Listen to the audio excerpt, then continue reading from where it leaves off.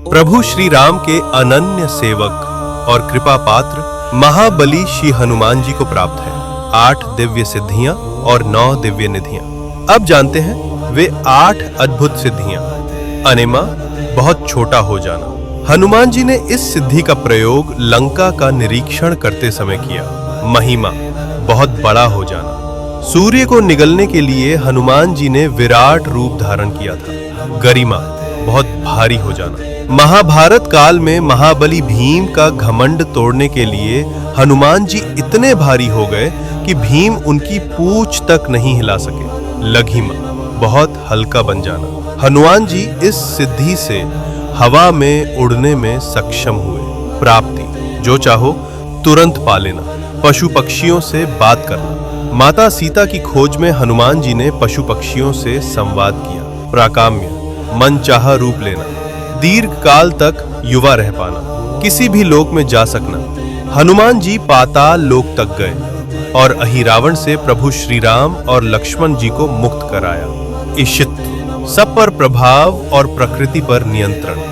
वानर सेना का संचालन, रणनीति और युद्ध नीति, सब कुछ इसी सिद्धि से संभव हुआ। वशित्व, किसी को भी वश में कर पाना। इंद्रियों पर पूर्ण नियंत्रण, इसी सिद्धि के प्रभाव से हनुमान जी का अपनी इंद्रियों पर पूर्ण नियंत्रण हुआ। हनुमान जी एक साथ कई सिद्धियों का प्रयोग भी कर सकते हैं। हनुमान जी ने लंका दहन के समय और संजीवनी बूटी के लिए पूरा पर्वत उठाया और आकाश मार्ग से उड़े, तो उस क्षण उन्होंने एक साथ महिमा, लघिमा और गरिमा, इन तीनों सिद्धियों का अद्भुत संगम से किया। अब जानते हैं नव निधियां, जो हनुमान जी की कृपा से प्राप्त होती हैं। पद्म निधि, जिससे भक्त को प्राप्त होता है धन, सौभाग्य और संतोष।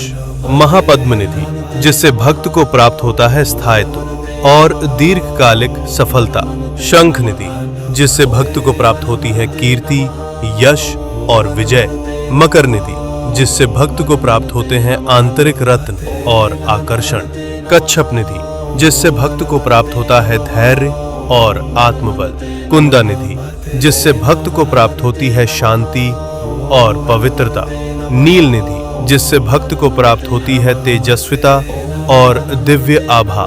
मुकुंदा निधि, जिससे भक्त को प्राप्त होता है मोक्ष और आत्मानंद। खर्व निधि, जिससे भक्त को प्राप्त होता है अंतर्ज्ञान और गूढ़ शक्ति। जो समर्पण भाव से महाबली हनुमान जी की शरण में आता है, उसे अष्ट सिद्धि। प्रभु श्री राम के अनन्य सेवक और कृपा पात्र महाबली श्री हनुमान जी को प्राप्त है 8 दिव्य सिद्धियां और 9 दिव्य निधियां।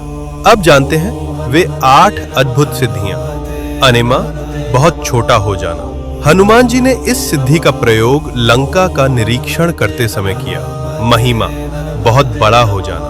सूर्य को निगलने के लिए हनुमान जी ने विराट रूप धारण किया था। गरिमा, बहुत भारी हो जाना। महाभारत काल में महाबली भीम का घमंड तोड़ने के लिए हनुमान जी इतने भारी हो गए कि भीम उनकी पूंछ तक नहीं हिला सके। लघिमा, बहुत हल्का बन जाना। हनुमान जी इस सिद्धि से हवा में उड़ने में सक्षम हुए। प्राप्ति, जो चाहो तुरंत पा लेना।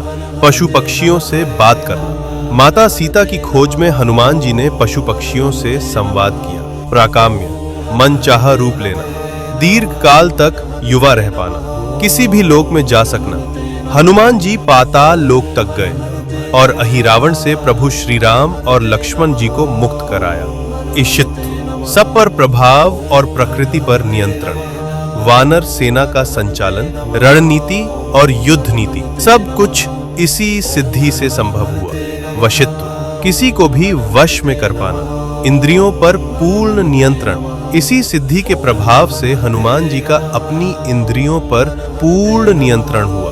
हनुमान जी एक साथ कई सिद्धियों का प्रयोग भी कर सकते हैं। हनुमान जी ने लंका दहन के समय और संजीवनी बूटी के लिए पूरा पर्वत उठाया और आकाश मार्ग से उड़े, तो उस क्षण उन्होंने एक साथ महिमा, लघिमा और गरिमा, इन तीनों सिद्धियों का अद्भुत संगम से किया। अब जानते हैं नव निधियां, जो हनुमान जी की कृपा से प्राप्त होती हैं। पद्म निधि, जिससे भक्त को प्राप्त होता है धन, सौभाग्य और संतोष।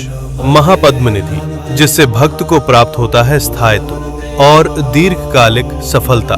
शंख निधि, जिससे भक्त को प्राप्त होती है कीर्ति, यश और विजय। मकर निधि, जिससे भक्त को प्राप्त होते हैं आंतरिक रत्न और आकर्षण।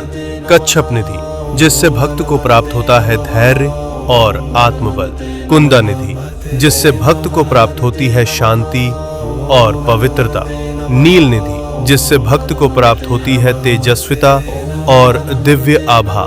मुकुंदा निधि, जिससे भक्त को प्राप्त होता है मोक्ष और आत्मानंद। खर्व निधि, जिससे भक्त को प्राप्त होता है अंतर्ज्ञान और गूढ़ शक्ति। जो समर्पण भाव से महाबली हनुमान जी की शरण में आता है, उसे अष्ट सिद्धियां और नव निधियों का वरदान प्राप्त होता है।